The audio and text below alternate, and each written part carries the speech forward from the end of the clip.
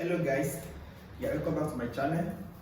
In our last video we looked at the dimensional analysis, and we said it simply means the process of obtaining dimensions of various quantities, and we're able to look at the dimension of some quantities.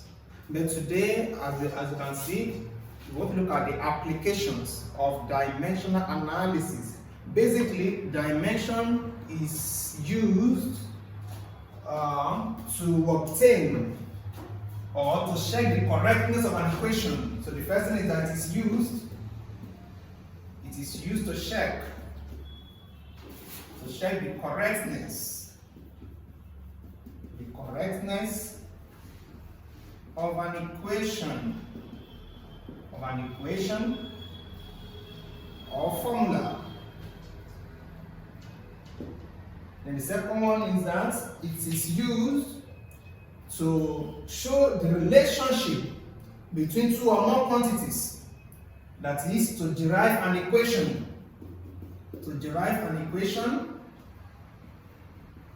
Or you say to show the relationship between two or more quantities.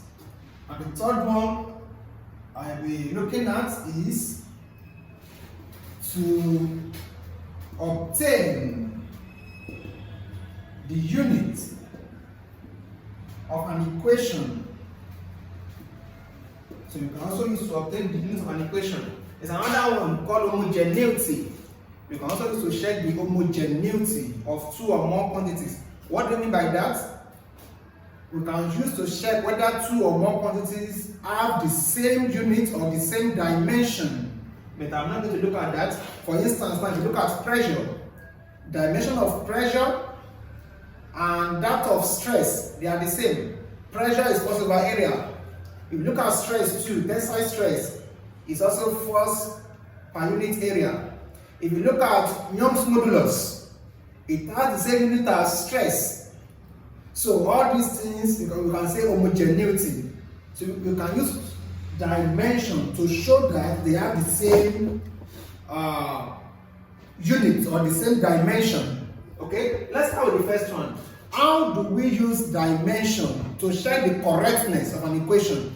All the equations you know or you've been given right from your SS1 or right from the time you began to do physics, we can show that they are correct or not. Okay, so let me start with that. To check correctness.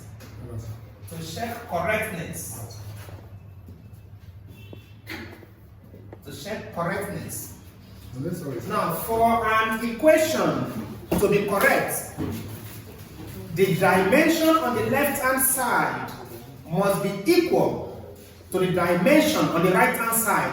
For instance, let's look at these equations. Let's look at 1 over f equals 1 over v plus 1 over u. You know, we call Miller's formula. If we want to show that this equation is dimensionally correct, the dimension on the left-hand side must be equal to the one on the right-hand side. You know, if you're familiar with this formula, f is the focal length of the lens or of the mirror, v is the image distance, u is the object distance. Okay? The focal length is a distance too, so you can measure in centimeter or meter. But don't forget, from the outset, I told you we are using the standard unit, the SI unit. So I'll be taking meter as the unit here. So if the unit is meter, dimension will be what? Capital letter L. Okay? So we have 1 over L equals V is image distance. It's also measured in length. It's also measured in meter. So dimension is capital letter L.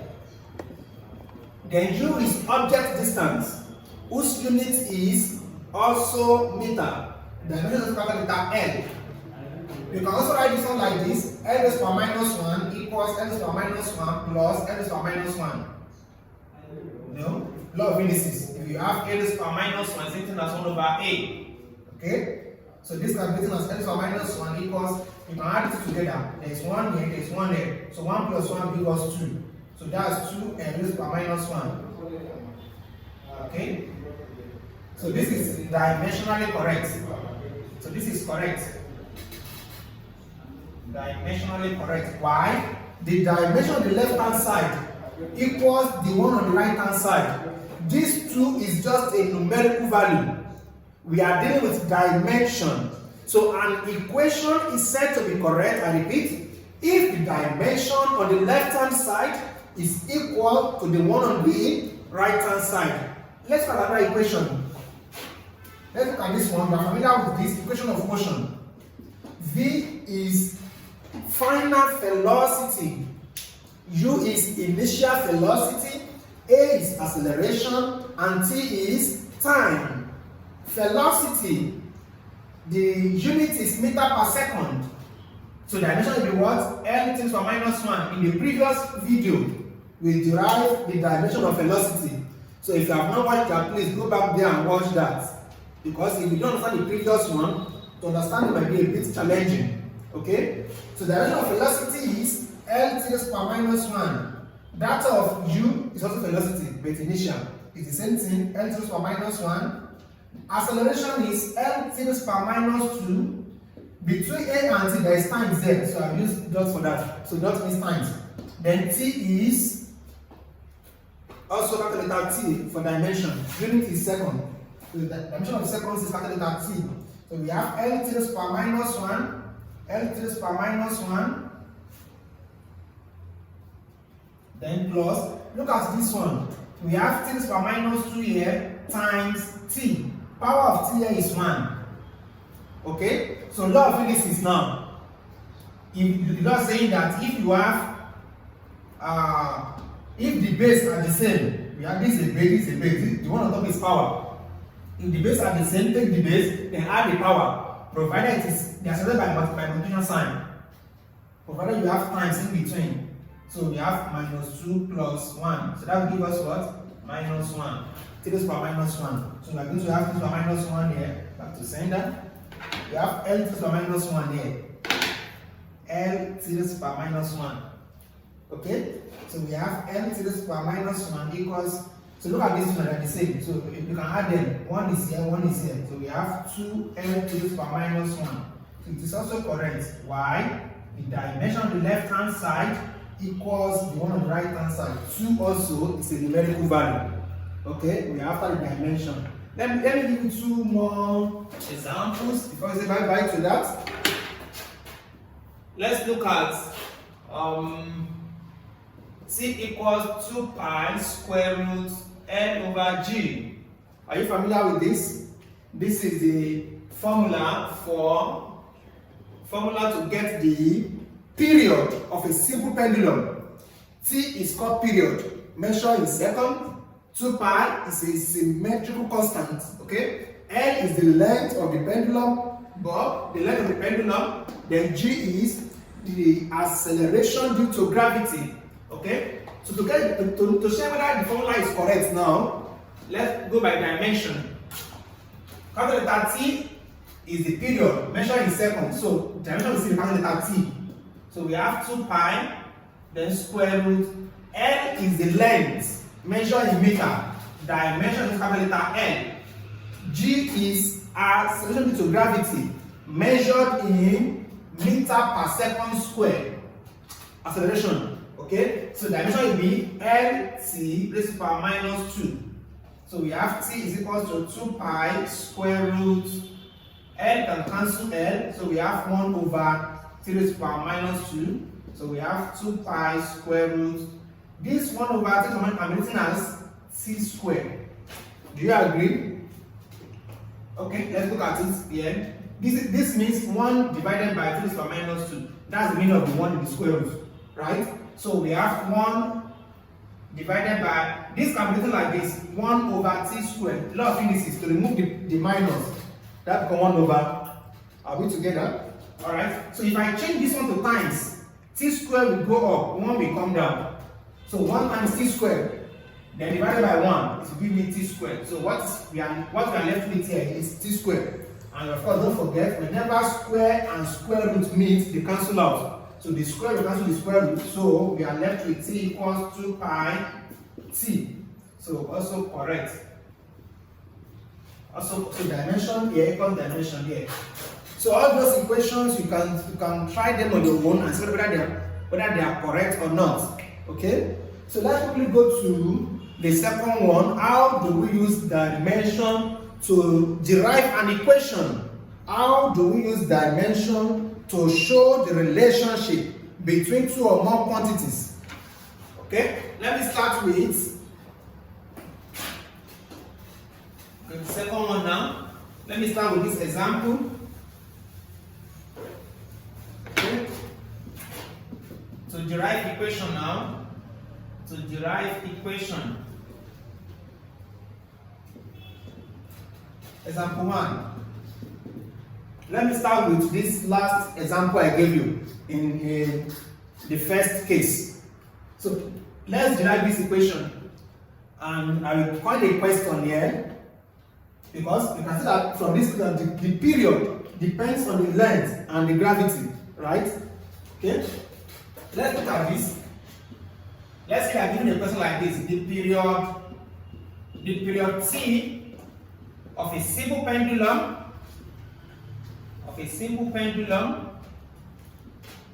depends on the length L of its thread, mass M of its bulb, and the acceleration due to gravity G. Using the knowledge of dimension,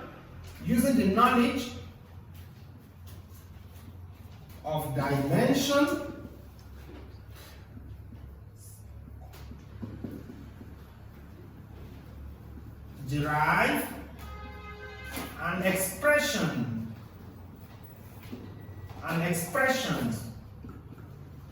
for t, given that the constant of proportionality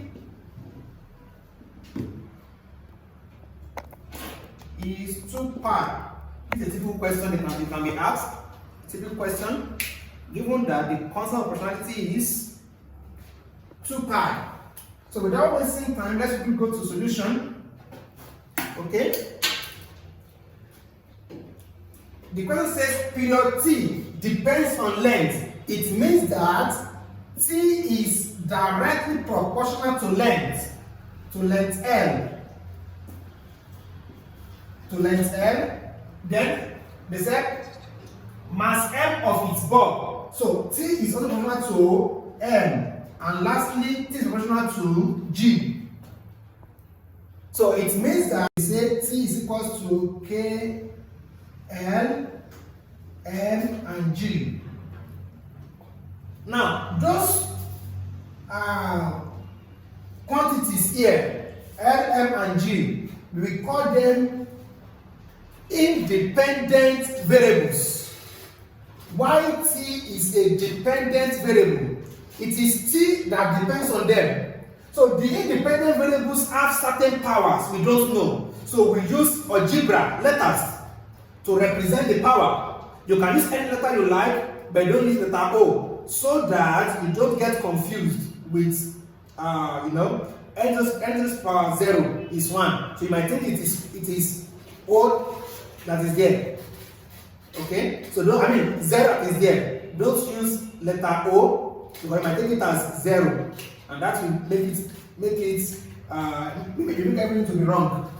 So you can use any letter. So here I will use letter A, B, C to represent the power of the independent variables, and I will name it a particular equation. I can call it equation 1 equation asterisk, because I will still need it. In the original question, A, B, and C are not in the question. I introduce them. So when I get their values, I have to bring them back to that equation. That's why I think that equation. Okay? Let's look at, let me quickly run down this side before I proceed with that. So using dimension now, the question we should use dimension. Using dimension, Because I'm using the knowledge of dimension. Okay? T is period, and the dimension is capital letter T. Then we have K. L is length, dimension is capital letter L. M is mass, dimension is capital letter M, because the unit is what? Kilogram. Then acceleration is L T raised to power minus 2. Okay? Now your G, which is the acceleration, is having power of C. So it means all these ones will have power of C. Okay? So the power now will affect the content of the bracket one by one. Alright? So we have T is equals to K, M raised to power A, M raised to power B, L raised to power C, T raised to power minus 2C. So we have T equals K. So we have one L here, another L here. Use law of indices to bring them together. Okay? We tell you about the law of indices. This is mathematics. I believe you all understand that. And the law is saying that if you have A raised to power M times A raised to power N, it says to pick the base, you add the power. Okay? Same thing here. I pick the L, I add their power, A plus C. Okay? I have one M here, power of B, then only one T. Okay? The next step now is to equate the power. Equate the power. The powers of what? Power of L, M, and T on both sides. From what I'm on the board, you can see L here, but there's no L here. You can see M here, there's no M here. You can see T here, you can see T here. But the step is saying that you equate the powers. Powers of L, M, and T on both sides. But the L, M, and T are also here. You can show it. How? If I put 1 here, does it affect T? No. Why? 1 times T is still T. If I put M raised to power 0, does it affect T? No, because it's still 1. Isn't it? If I put L raised to power 0, does it affect T? No, because it will give me 1. So you can equate the powers now. So for L, power of L here is A plus C. What's power of L here? 0. So make one of the formula. A equals to minus C. Call this equation 1. For M, power of M here is B. Power of M here is 0. Call this equation 2. Then for T, power of T is minus 2C. Here power of T is what? 1. 1. That's invisible 1 there. So divided by minus 2, C equals to minus 1 over 2. Call this equation 3. Now that we know C, you can put that into equation 1 to get A. So substitute equation 3 into equation 1 to get C. So we have A is equal to minus 2. Our C now is also having minus. So you have minus 1 over 2 in brackets. Any confusion there? Okay. Let me come up this side.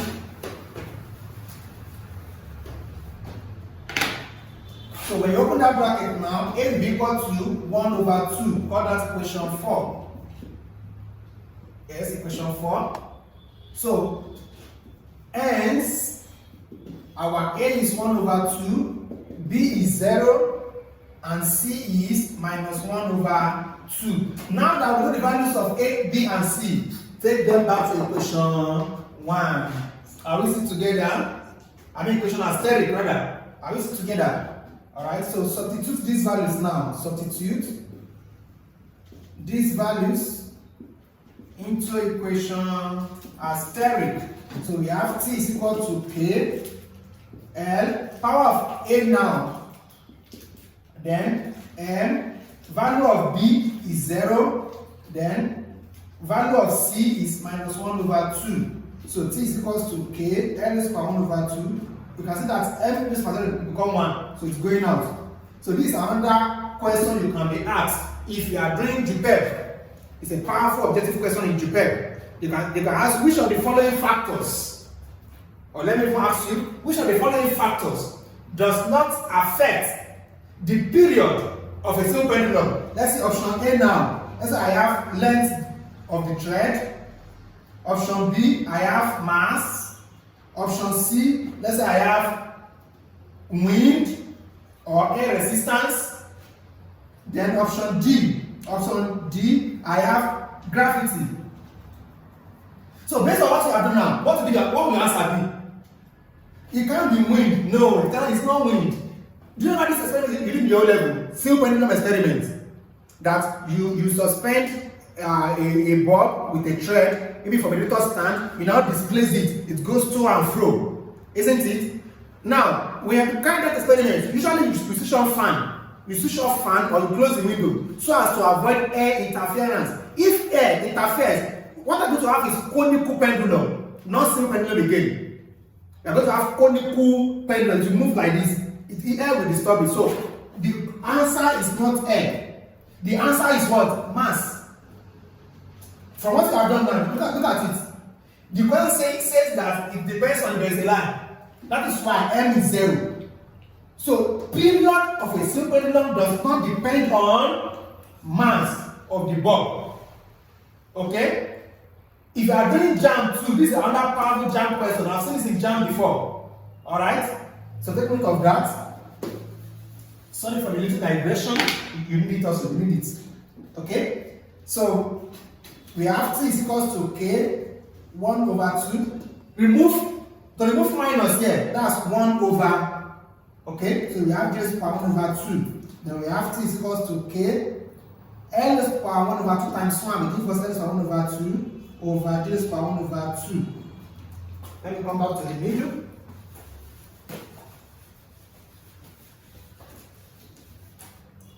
So we have t is equal to k. Now, these two, they have the same power. We can bring it together as L over G, everything is power 1 over 2. Then T is equals to K, L over G. Now, from the law of indices, this denominator of the power will become square root. So we have square root. Assuming we are not given the value of the constant, this is where we are going to stop. But in the question we are given the value of the constant, they said our k is 2 pi. You notice that I first work with that k without turning to 2 pi. That is because not in all cases you will be given that k, the value of k. So if you are not given, you just stop here. But now that you are given, you can still proceed. So t equals to 2 pi square root n over g, which is the last example I gave you under how to check correctness of an equation. So this is how we use dimension to derive an equation. Any confusion there? Let's look at one more example before we say bye-bye to that. Then I will go to how to obtain units. So we call it a day for that for this video. Then we meet in the next video. Okay? Let's look at one more example. Example 2. The its H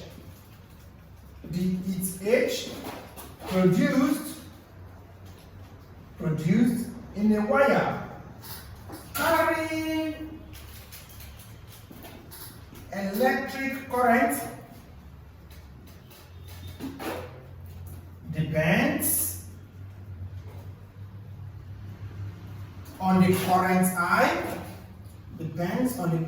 I flowing in the wire, okay, resistance R, and the time t, assuming the dependence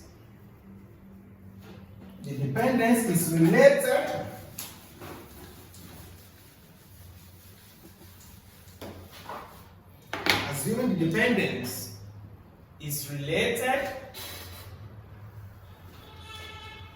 as H is proportional to I raised to power X, R raised to power Y, T raised to power Z,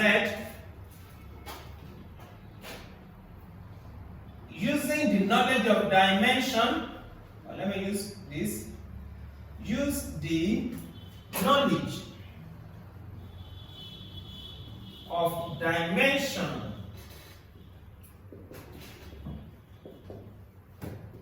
to obtain the values of the indices x, y, z. Hence, obtain an equation for h. For those doing IGMB, this one was asked 2016. I think question 12 like that. Alright, solution. We've been given the expression h is proportional to I raised power x, r raised power y, t raised power z. Okay? Whenever you're using dimension to derive an equation, you assume all the parameters given are proportional to the dependent variable. Okay? So to remove the penalty sign, introduce constants. You have k I raised power x, r raised power y, t raised power z. So using dimension now, using dimension of heat. Heat is a form of energy. Energy is measured in joule. So it's also measured in joule. Dimension of joule is ml t raised power ml squared t raised power minus 2. In the previous video, please go and check it. Check it out there. We've done this there. Energy or work done. They have the same units as joule. So the dimension of that is ml squared t raised power minus 2. Then current is Ti. Resistance is ml squared t raised power minus 2. Oh, I can't really record that. But let's really derive it. Resistance, you can get that from Ohm's law. R is equal to V over I. Then V itself is work done over charge. Work done over charge. Okay. Okay. Then we have work done is measured in joules. Charge is in coulomb. Then current. We have current. Okay. So current can go up and also become I raised power minus 1. Current is in ampere. So let's use units. Ampere. So joule is ml squared t raised power minus 2. Coulomb is IT minus 1. Ampere minus 1. So we have ms squared t raised power minus 2. I raised power minus 1, t raised power minus 1, I raised power minus 1. So we have ml squared t raised power minus 2 minus 1, that's minus 3. Minus 3. Then I raised power minus 2. So that's the dimension. So thank God I went to derive the ability already.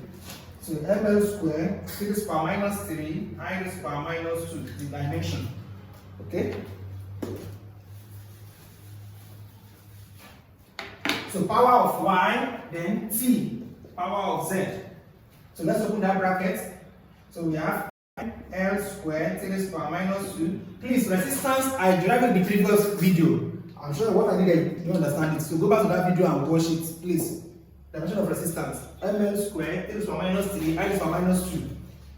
So we have k I raised power x. So the power will affect there one by one. The quantity of the bracket one by one.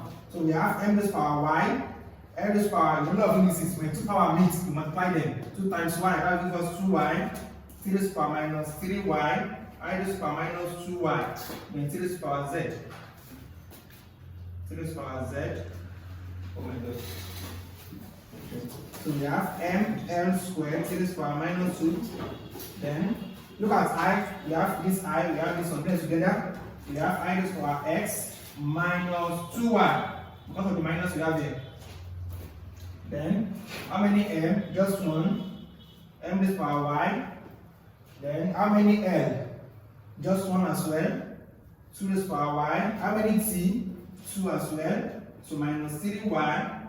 This one is just ordinary t. So plus z. So there is plus z. So you have them to add them. Okay? So the next step is to equate the power. Equate the powers. Powers of what? Powers of M, L, and T, then I on both sides. Okay? Let me see this side. For I, power of I here is x minus 2y equals power of I here, no I here, so it is 0. as I've shown you the first one, 0. So call this equation 1. For m, power of m here is y equals, power of m here is 1. So call this one equation 2. Let's move to this side quickly. And for, so this one is for m, this one is m. Then for L, we have 2y equals, for L here it is 2. So y equals to 1. Since I've already labeled this one as equation 2, y equals to 1. No need of labeling this one. So let's just go to t. For t, we have minus 3y plus z. Power of t here is minus 2. Okay, since our y is 1, therefore we have minus 3 into bracket 1 plus z equals minus 2. Okay, so minus 3 plus z equals minus 2. Z is equals to minus 2 plus, minus become plus. So z is equal to 1. Minus 2 plus 3, that's 1. So call this one equation 3. So we have our, we can also, let's put y into equation 1 to get x. Also, substitute y equals 1 into equation 1 to get x. So we have x minus 2 into bracket 1 equals 0. So x minus 2 equals 0. X is equals to 2. Call this one equation 4. Okay? So we've known the values of the powers. When the person says get the values of the indices x, y, and z. Hence, our x is 2, y is 1, z is 1. Because it now says hence, obtain the equation for h. You now bring those values back to equation. Okay, let me name this one equation asterisk. Back to equation asterisk. So substitute these values into equation asterisk. So we have h is equals to k, I raised to power, instead of x it will be 2, instead of y it will be 1, instead of t it will be 1. Okay? So k is equals to, h is equals to k I square rt. If you look at this question, we are not given the value of k, so we leave it there. So this is the equation for h. Okay? So let's quickly go to the third application of dimension I gave you before we call it a day. So the third one now, to obtain units. To obtain the unit. To obtain the unit of equations. So how do we get this? How do we get this? This one is a reversal of how to obtain the dimension of an equation. If you look at the last video, we are asked to check to obtain the dimension of various quantities. And we started with the formula, the base unit, then the dimension. But here, they reverse the process. Because we start with base dimension to obtain the unit. So you start with dimension, base unit, and unit. For example, now, let's say the question says obtain the unit. At times they can say base unit, like the PEP 2018, question number 1. Question 1, it said obtain the base unit of the following quantities from the first place of dimension.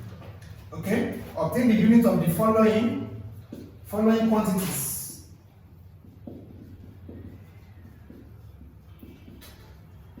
From the knowledge of dimension, or using the knowledge of dimension, using the knowledge of dimension. I'll just give you 2 or 3. Let's look at momentum. Let's look at pressure. Then let's look at, let's say, work. Let's look at work. So let's look at this here and I will call it a day. Okay? Solution now. Solution. Okay? Momentum. you reverse the process. Momentum usually use P to represent it, and the formula is mass times velocity. Velocity V. Mass times velocity V. Okay?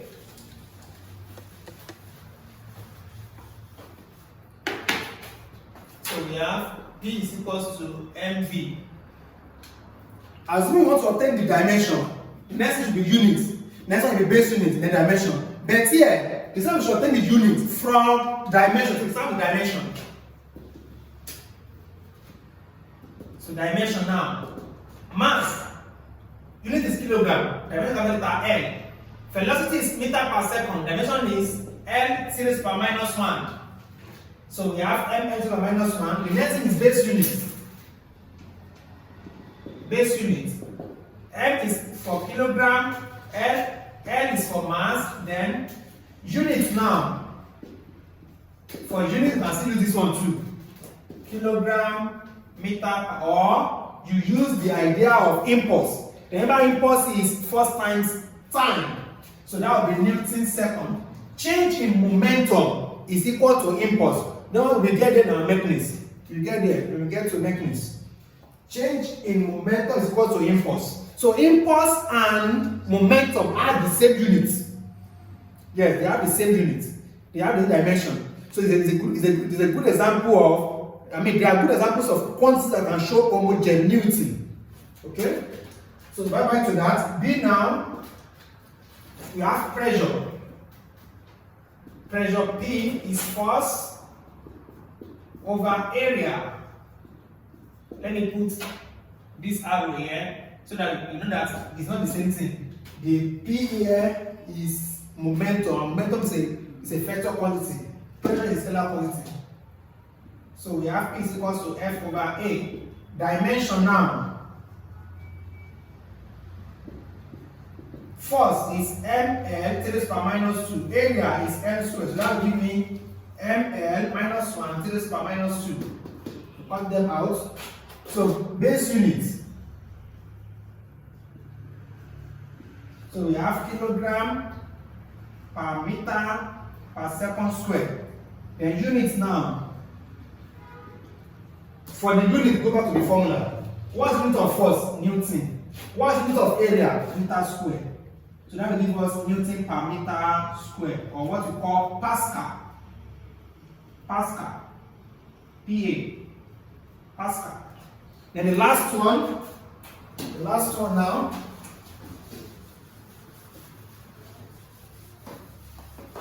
The last one is work. Work is force times distance. Distance D. So we have FD. Okay? Dimension now. Force is ml raised per minus 2. Dimension is capital letter L. So that will give us ml squared raised per minus 2. Base units. Base units, we have kilogram meter squared per second squared. Units now. Go back to the formula. Force is Newton, distance is meter. That's Newton meter, or what we call joules. Use capital letter J for that. Alright guys, we shall be stopping here for today. Meet me in my next video. Usually every Sunday I post new videos. Every Sunday I post new videos. If you have not subscribed, please do well to subscribe and share with your friends. Then if you like the video, give me a thumb. See you in my next video, guys. Thank you.